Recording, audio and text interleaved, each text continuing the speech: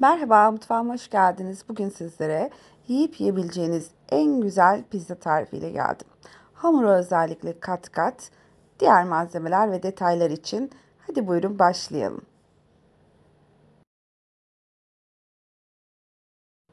Öncelikle yoğurma kabımıza 3,5 su bardağı 200 mililitrelik su bardağıyla un alıyoruz.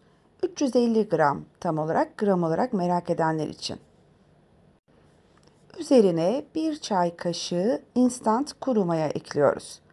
Ardından yine bir çay kaşığı olacak şekilde tuz ve yine bir çay kaşığı olacak şekilde de şeker ilave ediyoruz. Tuz direkt mayanın üzerine gelmesin. Buna dikkat edebilirsiniz sadece. Diğer taraftan 250 mililitre olacak şekilde ılık su alıyoruz ve ılık suyun üzerine 2 yemek kaşığı zeytinyağı ekliyoruz.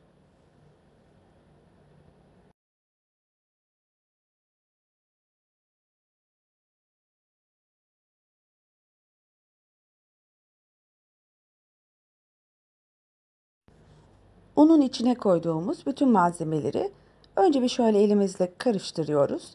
Ardından hazırlamış olduğumuz ılık suyla zeytinyağı karışımını böyle ara ara ekliyoruz.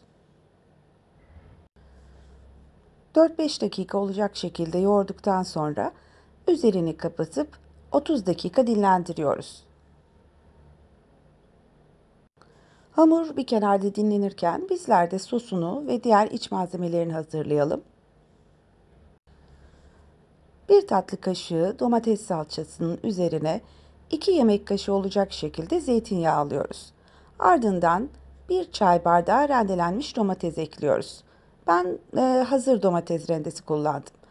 2 diş yine rendelenmiş sarımsağı ekledikten sonra yarım çay kaşığı tuz ve yarım çay kaşığı da şeker ekliyoruz.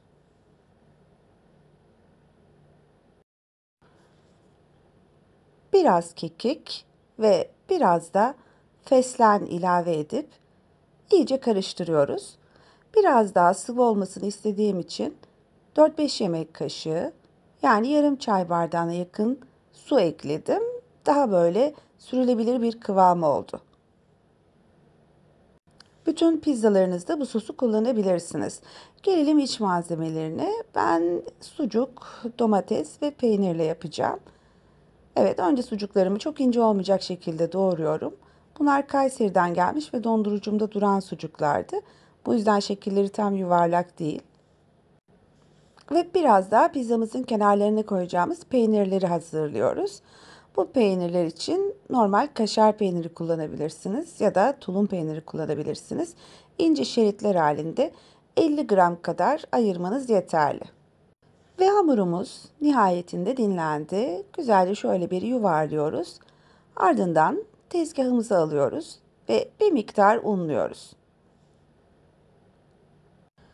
4 katlı bir pizza olacağı için bu. Ben 4 eşit parçaya böldüm ve oldukça büyük, aile boyu 5-6 kişiye rahat yetebilecek bir pizza.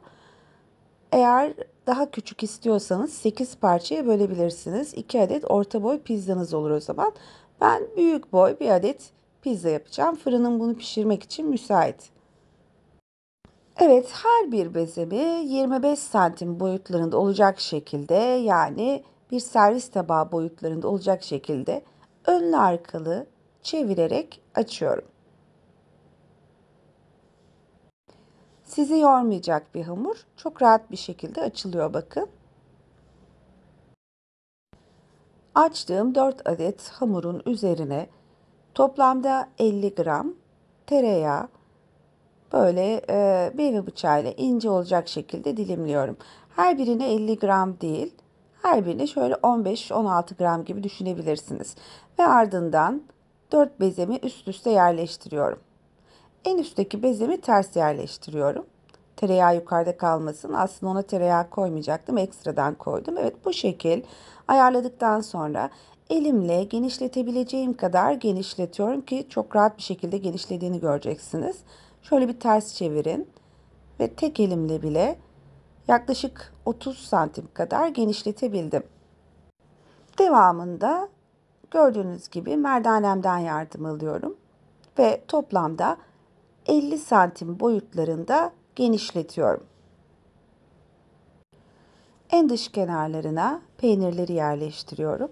Ardından tahmin ettiğiniz gibi kenar kıvrımları içe doğru kıvıracağım ve çatalla kapatacağım.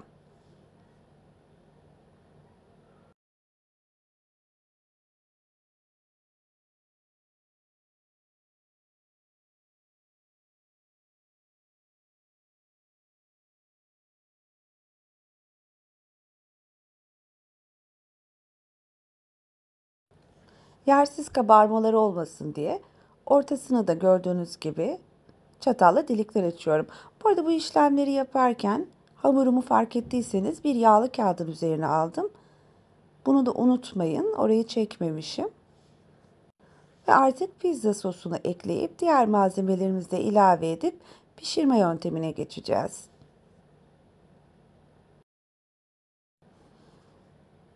Evet, hazırladığımız sos bolca çatalla kapattığımız bölümleri de kapatacak şekilde, kenardan sadece bir parmak kalacak şekilde bırakabilirsiniz. Sostan sürdükten sonra bolca kaşar peyniri ve ardından sucuklarımız, domateslerimiz ve tabii ki istediğiniz herhangi bir sebze veya şarküteri ürünü.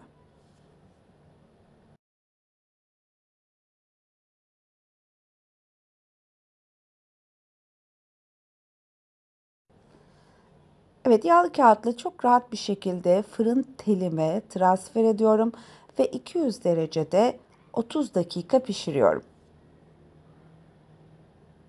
Kenarı böyle sapsarı olsun istiyorsanız yumurta sarısı sürebilirsiniz. Ben sürmek istemedim ve fırından çıktığı zaman kenarına bir miktar tereyağı sürüyorum. Ve hiç bekletmeden dilimliyorum ve tabii ki çekim yaptığımız için bizler bir miktar bekletmek zorundayız. Ve birazdan hamurunun mükemmelliğini göstereceğim. Ciddi ciddi yediğiniz en lezzetli pizza hamuru olabilir. Çünkü genelde yumuşak tariflere alışmışsınızdır ama bunun hamuru hem katlı hem kıtır kıtır. Siz de aile boyu bu şenliği seviyorsanız, yani evinizde pizza yapıldığında hepiniz mutlu oluyorsa, bu tarifi de muhakkak deneyin derim. Şu ara katlarının güzelliğine bakar mısınız?